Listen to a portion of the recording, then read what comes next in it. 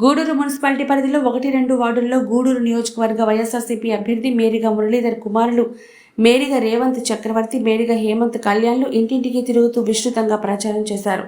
ఈ సందర్భంగా వారు మాట్లాడుతూ జగన్మోహన్ రెడ్డి ఇస్తున్న సంక్షేమ పథకాలు, చేస్తున్న అభివృద్ధి చూసి గూడూరు నియోజకవర్గ వైఎస్ఆర్సీపీ అభ్యర్థి మేరిగా మురళీధర్ను భారీ మెజార్టీతో గెలిపించాలని కోరారు.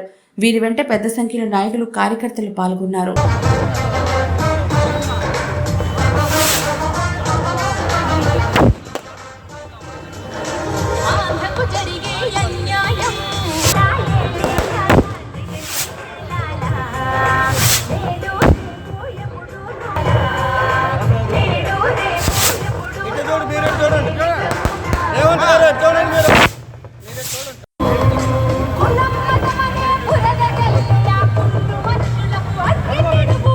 నా మతం మానవత్వం అని చెప్పి ఈ వేదిక మీద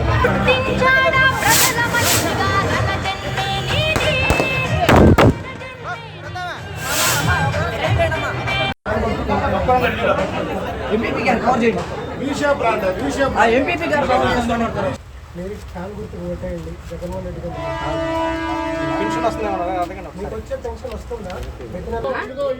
అన్నా గురవన్నా ఫేస్ రాని